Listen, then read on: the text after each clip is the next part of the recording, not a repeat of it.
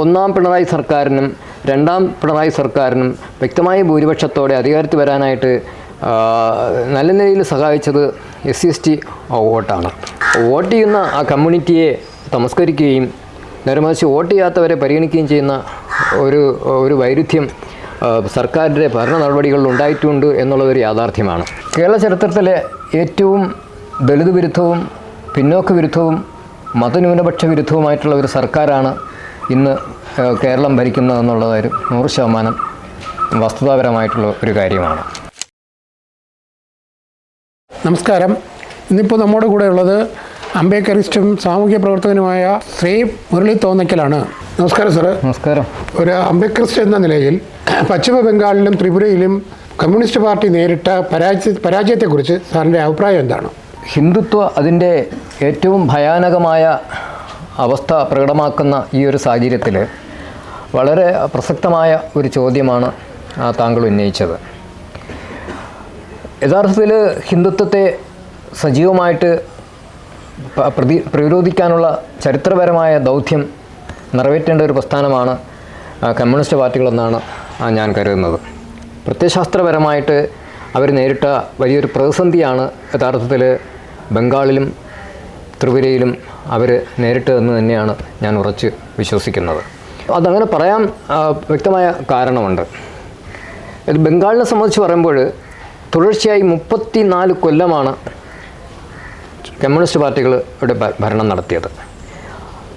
അതോടൊപ്പം ചേർത്ത് പറയേണ്ടത് ത്രിപുരയിലും സമാനമായ നിലയിൽ 20 കൊല്ലത്തോളം തുടർച്ചയായിട്ട് അവർക്ക് ഭരണം ലഭിക്കുകയുണ്ടായി.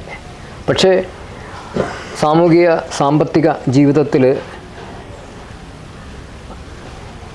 എന്തെങ്കിലും അർത്ഥപൂർണമായ ഇടപെടൽ നടത്താനായിട്ട് അവർക്ക് സാധിച്ചില്ല എന്നതുകൊണ്ട് മാത്രമാണ് അവർ തകർന്നടിയുന്നത്. ഇതോടൊപ്പം ചേർത്ത് പറയേണ്ട മറ്റൊരു സുപ്രധാനമായ കാര്യം, ഇപ്പോഴത്തെ പിണറായി സർക്കാർ തുടർച്ചയായി 10 കൊല്ലം ഭരിക്കുന്ന ഒരവസ്ഥയിലോട്ട് കാര്യങ്ങൾ എത്തി നിൽക്കുകയാണ്. ഉറപ്പായിട്ട് നമുക്ക് പറയാവുന്ന ഒരു കാര്യം, കേരള ചരിത്രത്തിലെ ഏറ്റവും ദളിത് വിരുദ്ധവും പിന്നോക്ക വിരുദ്ധവും മതന്യൂനപക്ഷ വിരുദ്ധവുമായിട്ടുള്ള ഒരു സർക്കാരാണ് ഇന്ന് കേരളം ഭരിക്കുന്നതെന്നുള്ളത് 100% വസ്തുതാപരമായിട്ടുള്ള ഒരു കാര്യമാണ്. നേരെ മറിച്ച് നമ്മൾ കമ്മ്യൂണിസ്റ്റ് പാർട്ടി നന്നായിട്ട് അവരുടെ റോൾ നിർവഹിച്ച ഒരുപാട് ചരിത്ര സന്ദർഭങ്ങൾ നമുക്ക് കാണാനായിട്ട് സാധിക്കും. അതിൽ ഏറ്റവും ശ്രദ്ധേയമായ ഒരു കാലഘട്ടം എന്ന് പറയുന്നത് 1ാം UPA അതുപോലെ തന്നെ 2ാം UPA സർക്കാരുകളുടെ കാലഘട്ടത്തിലാണ്. ഇത് 1ാം UPA സർക്കാരിൻ്റെ കാലഘട്ടത്തിൽ 55ഓളം സീറ്റുകൾ CPM-നുണ്ടായിരുന്നു എന്നാണ് ഞാൻ കരുതുന്നത്. വിധി നിർണായകമായ ഒരു റോള് വഹിക്കാനും അതുപോലെ തന്നെ 1ാം UPA സർക്കാരിനെ മേലും വലിയ സമ്മർദ്ദം ചെലുത്തുകയും അതുപോലെ 2ാം UPA സർക്കാരിൽ നിർണായകമായ റോള് വഹിച്ചുകൊണ്ടും ഒട്ടേറെ വിധി നിർണായകമായിട്ടുള്ള നിയമ നിർമ്മാണങ്ങൾ നടത്തുന്നതിനായിട്ടും അതുപോലെ തന്നെ വളരെ മികച്ച നിലയിൽ ജനാധിപത്യ ഭരണം മുന്നോട്ട് കൊണ്ടുപോകുന്നതിനും ഈ കോൺഗ്രസ് സർക്കാരുകളെ മാറ്റിയെടുക്കുന്നതിന് ഒരു പരിധിവരെ കമ്മ്യൂണിസ്റ്റ് പാർട്ടികൾ വിജയിക്കുകയുണ്ടായി. നേരെ മറിച്ച് ഇപ്പോൾ നിലവിൽ അത്തരത്തിലുള്ള ഒരു സ്വാധീന ശക്തി ചരിത്രപരമായിട്ട് അവർക്ക് നഷ്ടപ്പെട്ടു എന്നുള്ളതാണ് യാഥാർത്ഥ്യം. 34 കൊല്ലം തുടർച്ചയായിട്ട് ബംഗാൾ ഭരിച്ച CPM-ന് ഇന്ന് ഒരു നിയമസഭാ സീറ്റ് പോലും ബംഗാളിൽ ഇല്ല എന്നുള്ളതാണ് ഏറ്റവും പരിതാപകരമായ സംഗതി എന്ന് പറയുന്നത്.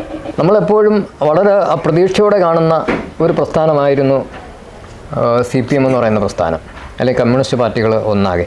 നേരെമറിച്ച് ഇപ്പോഴത്തെ കോൺടെക്സ്റ്റ് നമ്മൾ പരിശോധിക്കുമ്പോഴത്തേക്ക് എല്ലാ നിലയിലും പ്രത്യയശാസ്ത്രപരമായിട്ടും ആശയപരമായിട്ടും പ്രായോഗിക തലങ്ങളിലും ഒക്കെ തന്നെ വളരെയധികം അധപ്പതിച്ച ജീർണാവസ്ഥയിലാണ് ഇന്നത്തെ കമ്മ്യൂണിസ്റ്റ് പ്രസ്ഥാനം മുന്നോട്ട് പോകുന്നത് എന്നത് യാഥാർത്ഥ്യമാണ്. കാരണം അവരെ സംബന്ധിച്ച് ഒരു ഡുവൽ പേഴ്സണാലിറ്റി സൂക്ഷിക്കുന്ന നേതാക്കളെയാണ് അല്ലെങ്കിൽ സഹാക്കളെയാണ് നമുക്ക് മൊത്തത്തിൽ കാണാനായിട്ട് സാധിക്കുന്നത്.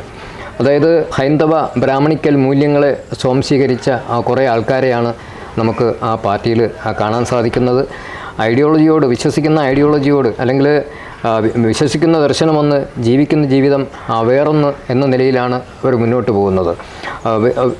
ഒരു ഏറ്റവും ശ്രദ്ധേയമായ ഒരു കാര്യം എന്ന് പറയുന്നത്, ഈ ഒന്നാം പിണറായി സർക്കാരിനും രണ്ടാം പിണറായി സർക്കാരിനും വ്യക്തമായ ഭൂരിപക്ഷത്തോടെ അധികാരത്തിൽ വരാനായിട്ട് നല്ല നിലയിൽ സഹായിച്ചത് SC/ST വോട്ടാണ്. അതായത് അവർ തന്നെ അവകാശപ്പെടുന്നത് 75 മുതൽ 80% വരെ SC/ST വിഭാഗങ്ങൾ പാർട്ടിക്ക് വോട്ട് ചെയ്തു എന്നാണ് അവർ തന്നെ അവകാശപ്പെടുന്ന ഒരു കാര്യം എന്ന് പറയുന്നത്.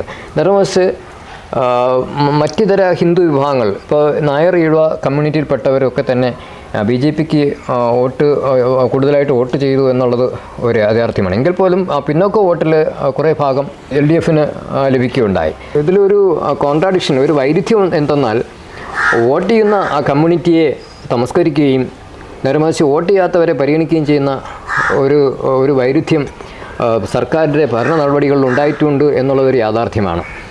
അതായത് പലപ്പോഴും സവർണ താല്പര്യങ്ങൾ സംരക്ഷിക്കുന്ന രീതിയിലുള്ള നിയമനിർമ്മാണങ്ങളാണ് LDF സ്വീകരിച്ചിട്ടുള്ളത്. EWS എന്ന് പറയുന്ന ചരിത്രത്തിലെ ഏറ്റവും വലിയ സംവരണ വിരുദ്ധ നടപടിക്ക്, നിയമനിർമ്മാണത്തിന് മുൻകൈയെടുത്തതും EWS ഇന്ത്യയിൽ ആദ്യമായിട്ട് നടപ്പിലാക്കിയതും കേരളത്തിലാണ്. അതായത് കേരളത്തിൽ SC/ST വിഭാഗങ്ങൾക്കും പിന്നോക്കർക്കും അതുപോലെ തന്നെ മതന്യൂനപക്ഷങ്ങൾക്കും നാമമാത്രമായിട്ടെങ്കിലും ലഭിച്ചിരുന്ന സംവരണാവകാശങ്ങളെ അട്ടിമറിക്കുന്നതിന് EWS നിയമനിർമ്മാണം ഒരു പരിധിവരെ സഹായിച്ചിട്ടുണ്ട് എന്നുള്ളത് ഒരു വസ്തുതയാണ്. EWSനെ സംബന്ധിച്ച് പറയുമ്പോഴത്തേക്ക് മറ്റൊരു സുപ്രധാനമായ ഒരു വസ്തുത, എല്ലാ മുന്നണികളും 3 മുന്നണികളും ഒരുമിച്ച് നിന്നാണ് ഈ EWS സംവരണ നിയമം ലോക്സഭയിൽ പാസ്സാക്കിയെടുത്തത് എന്നുള്ളതാണ്. മാത്രമല്ല, ഇന്ത്യയിൽ ആദ്യമായിട്ട് EWS സംവരണം ദേവസ്വം ബോർഡുകളിലൂടെ നടപ്പിലാക്കപ്പെട്ടതും കേരളത്തിലാണ്. അതുപോലെ തന്നെ ഈ വിഭവാധികാരങ്ങളുടെ അസന്തുലിത വിതരണത്തെ സംബന്ധിച്ച് കൃത്യമായിട്ട് കണക്കെടുക്കുന്ന ജാതി സെൻസസിനെതിരായിട്ടും ഇപ്പോൾ LDF നിലകൊള്ളുന്നു എന്നുള്ളതാണ് യാഥാർത്ഥ്യം. അതുപോലെ തന്നെ ഈ 3 മുന്നണികളും EWSന് അനുകൂലമായിട്ട് നിൽക്കുകയും എന്നാൽ ഈ 3 മുന്നണികളും ജാതി സെൻസസിന് എതിരായിട്ട് നിൽക്കുകയും ചെയ്യുന്നുണ്ട്. അപ്പോൾ ആശയപരമായിട്ട് അവർ ആ 3 തട്ടുകളിലാണെങ്കിൽ പോലും ഈ സവർണ താല്പര്യങ്ങൾ സംരക്ഷിക്കാനുള്ള പല കാര്യങ്ങളിലും ഇവർ ഐക്യത്തോടെ തോളോട് ചേർന്ന് നിൽക്കുന്നു എന്നുള്ളതാണ് യാഥാർത്ഥ്യം എന്ന് പറയുന്നത്. അവിടെയാണ് തീർച്ചയായിട്ടും ഈ നമ്മൾ നേരത്തെ സൂചിപ്പിച്ചതുപോലെ കമ്മ്യൂണിസ്റ്റ് പാർട്ടികൾ സ്വയം ഇല്ലാതാകുന്ന ഒരു രീതിയാണ് നമുക്ക് കാണുന്നത്. അതായത് പ്രത്യയശാസ്ത്രപരമായിട്ട് പ്രതിബദ്ധത പുലർത്താതിരിക്കുകയും അവർക്ക് വോട്ട് ചെയ്യുന്ന സമുദായങ്ങളെ തമസ്കരിക്കുകയും ചെയ്യുന്ന ഒരു നിലപാടുകളിലൂടെയാണ് പശ്ചിമ ബംഗാളിലും അതുപോലെ തന്നെ ത്രിപുരയിലും അവരില്ലാതായെന്നാണ് കരുതുന്നത്. ത്രിപുരയും പശ്ചിമ ബംഗാളും ഒന്നും കേരളത്തിലെ CPMനെ പഠിപ്പിച്ചിട്ടില്ല എന്നാണ് ഈ 9 കൊല്ലത്തെ ഭരണ നടപടികളിലൂടെ നമുക്ക് മനസ്സിലാക്കുന്നത്. ഈ പിണറായി വിജയൻ്റെ അല്ലെങ്കിൽ LDF സർക്കാരിൻ്റെ ഈ തുടർ ഭരണം അവരുടെ അന്ത്യം കുറിക്കും എന്നുള്ളതാണ് ചരിത്രം നമ്മോട് പറയുന്ന വസ്തുത.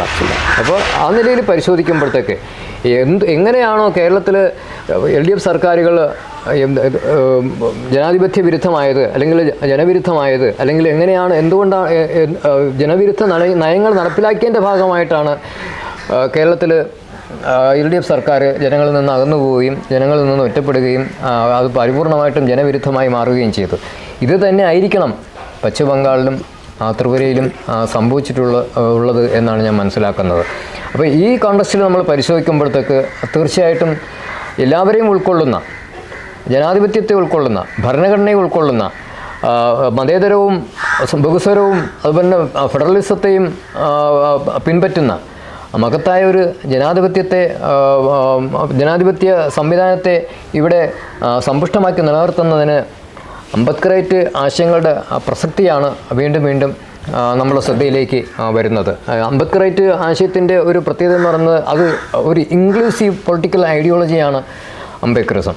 അപ്പോൾ അതുകൊണ്ട് തന്നെ കമ്മ്യൂണിസ്റ്റ് പാർട്ടി പരാജയപ്പെടുന്നിടത്ത് തീർച്ചയായിട്ടും ഒരു അംബേദ്കർ പൊളിറ്റിക്സിന് സാധ്യത ഉണ്ട് എന്ന് തന്നെയാണ് ഞാൻ കരുതുന്നത്. കേരളത്തെ സംബന്ധിച്ച് ആശയപരമായിട്ട് SC/ST വിഭാഗങ്ങൾ മാത്രമല്ല, പൊതുസമൂഹം തന്നെ അംബേദ്കറെ കൂടുതൽ വായിക്കുകയും ഇന്ത്യയുടെ ജനാധിപത്യത്തെ, ഭരണഘടനയെ, ഇന്ത്യ എന്ന ആശയത്തെ സമ്പന്നമായും സമ്പുഷ്ടമായും നിലനിർത്തുന്നതിന് അംബേദ്കറേറ്റ് ആശയങ്ങളിലേക്ക്, അംബേദ്കറുടെ ദർശനങ്ങളിലേക്ക്, അംബേദ്കറുടെ സ്വപ്നങ്ങൾ ചുമലേറ്റുന്ന ഒരു സാഹചര്യത്തിലേക്ക് നീങ്ങുമ്പോൾ മാത്രമാണ് നമുക്ക് നമ്മുടെ ജനാധിപത്യ സംവിധാനത്തെ സമ്പുഷ്ടമായിട്ട് നിലനിർത്താൻ കഴിയുക എന്നുള്ള വിശ്വാസത്തിലേക്ക് നമ്മൾ സമൂഹം ഒന്നാകെ നീങ്ങുന്നു എന്നുള്ളതാണ് കേരളത്തിൽ ശ്രദ്ധേയമായ ഒരു കാര്യമായിട്ട് എനിക്ക് തോന്നുന്നത്.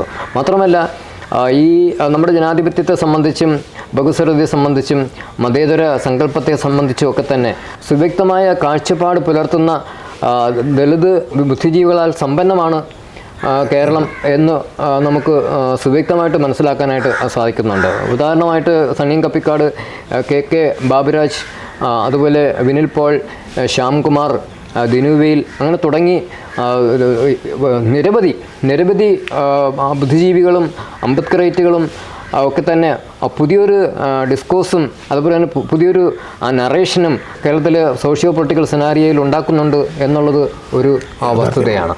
അപ്പോൾ ഈ നിലയിലൊക്കെ പരിശോധിക്കുമ്പോഴത്തേക്ക് ഒരുപക്ഷെ ഇവിടെ കമ്മ്യൂണിസ്റ്റ് പാർട്ടികൾ ഇല്ലാതായാലും വലിയൊരു അൾട്ടർനേറ്റീവായിട്ട് അംബേദ്കർ പൊളിറ്റിക്സ് ഇവിടെ സമ്പന്നമായും സമ്പുഷ്ടമായിട്ടും ഉണ്ടാകുമെന്ന് ഒരു സൂചനയാണ് നമുക്ക് ലഭിക്കുന്നത് എന്നാണ് ഞാൻ മനസ്സിലാക്കുന്നത്.